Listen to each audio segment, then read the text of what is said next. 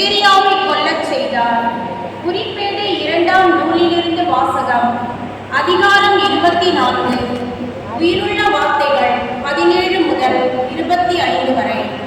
குறிப்பேடு 2ஆம் நூலிலிருந்து வாசகம். அதிகாரம் 24. உயிருள்ள வார்த்தைகள் 17 முதல் 25 வரை. யோயாதா இறந்த பின் அரசர் தம்மை பணிந்து நின்ற தலைவர்களின் சொற்களுக்கு இணங்கினார். அதனால் அவர்கள் தங்கள் முன்னோர்களின் கடவுளான ஆண்டவரின் இல்லத்தை புறக்கணித்து அசேரா கம்பங்களையும் சிலைகளையும் வழிபட்டனர்.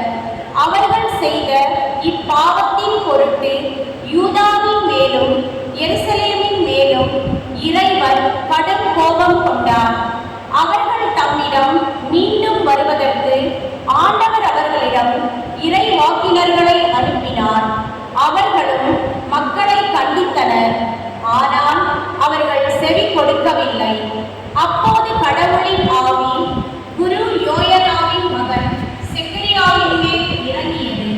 அவர் மக்கள் முன் நின்று அவர்களை நோக்கி, இதோ கடவுள் கூறுகிறார், ஆண்டவரின் கட்டளைகளை மீறுவதே, அதனால் நீங்கள் வாழ்வில் முன்னேற மாட்டீர்களே. ஆண்டவரை நீங்கள் புறக்கணித்ததால் அவரும் உங்களை புறக்கணித்துள்ளார் என்று கூறினார். அவர்கள் அவருக்கு எதிராக சதி செய்து அரசனின் ஆணைக்கேற்ப ஆண்டவரின் இல்லத்து மண்டபத்தில் அவரை கல்லால் எறிந்து கொன்றனர்.